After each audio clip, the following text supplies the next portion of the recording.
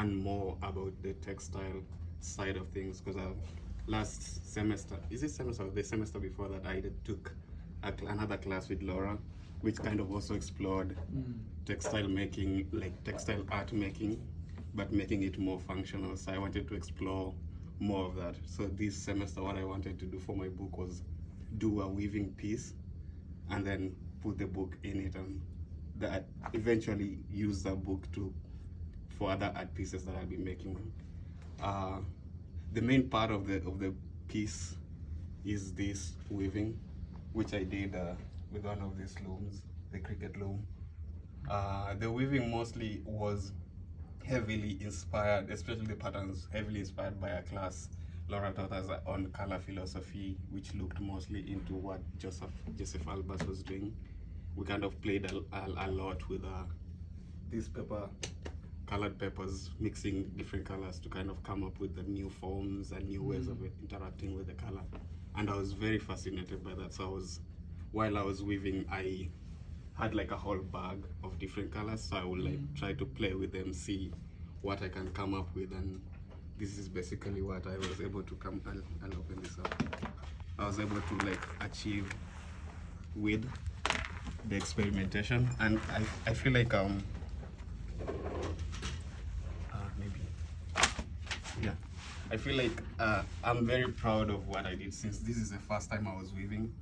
I'm very proud of what I was able to accomplish. I was able to experiment a lot with like changing color patterns, with changing the weft designs, with adding different colors in between different weft designs, and then just playing with like you can see the range of colors I played with. It was a really enriching experience.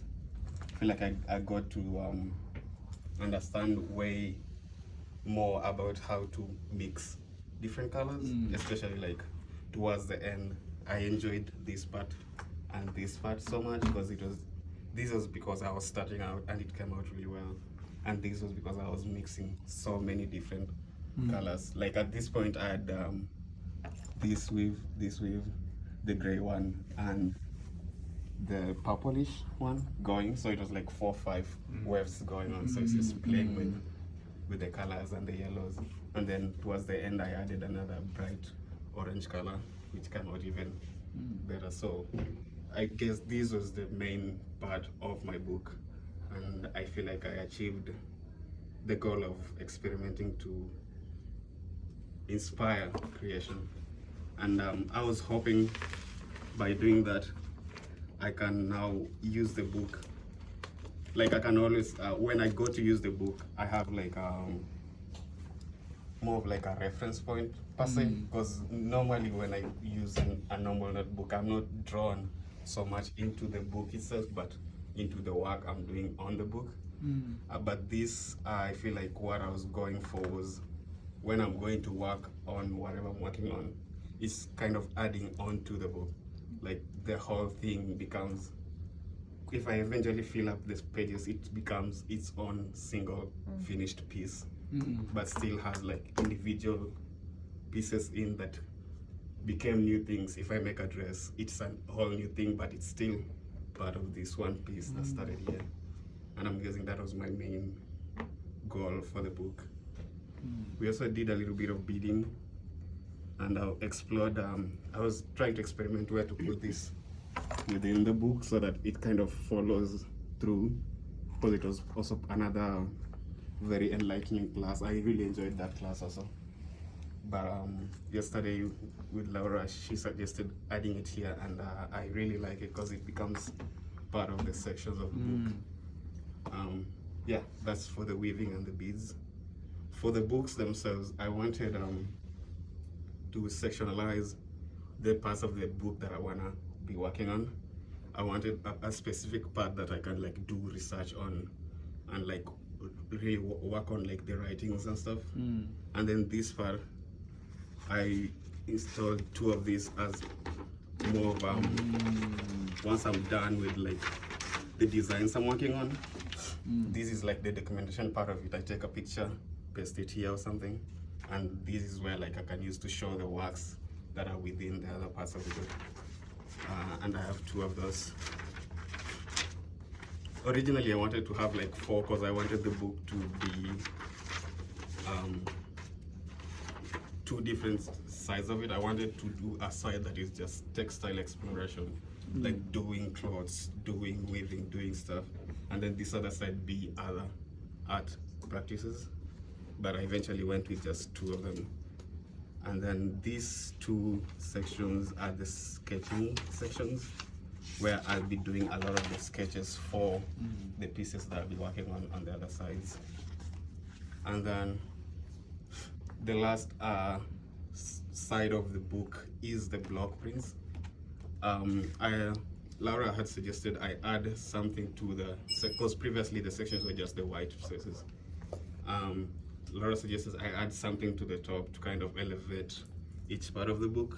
Originally, the idea in my head was to do a collage in every part of the page, but I'm guessing because of MIT and stuff, like the time it allowed me to kind of explore all of that. So I went with block printing and did a few designs. I had done this previously for the class that we did on block prints and this block. So I wanted to like add on to the 2 that I had. So I converted this by adding another part below, which is kind of like a anthropomorphic image of this. And I combined the 2 to be a character that I eventually used for another class called Intro to Video. The character was like an anthropomorphic expression of indigo the dye, and I got it to like communicate with natural indigo, speaking with that artificial indigo, and trying to make something out of that. So I thought it would be nice to add that as part of the cover for these books, because there's like a lot of history in the dye itself, which kind of fits well within what I'm planning to do here, like having a historical background on textiles and everything. But also I feel like it was a pretty cool, it came out really well, and I was like, it's an enticing way to kind of like draw myself into sketching, because I have like a cover that is very inviting. And then for the other one, this was the previous one, which I actually didn't know what I was gonna do with it. So I decided to add a top part which extends it into like a tree type of thing, because I was trying to explore this motif that kind of pops up almost everywhere in like the textiles around the world, which is like the tree of life. So I was trying to do my own version of it, and I feel like it came out pretty decently. And then yeah, I tried to add a little text here and there, but pretty much that was the end of it. So like block printing on the covers, sewing in the signatures, and then the weaving. Great. That was, yeah. I mean, we can scroll to the next page to just show the process that I was going through. Oh yeah, that was more of another experimentation on closing at the ends. I decided to go with a different hem stitch, because I had tried the one Laura taught us, which was a 2x2, and it didn't really come out as beautiful as I'd hoped. So I explored a different 3 weft, and I really liked how it came out. With, You invented it. you know, You developed it yourself. and then yeah, and for like more features, I added these towards the end of like the hanging, which adds a little flair to the book.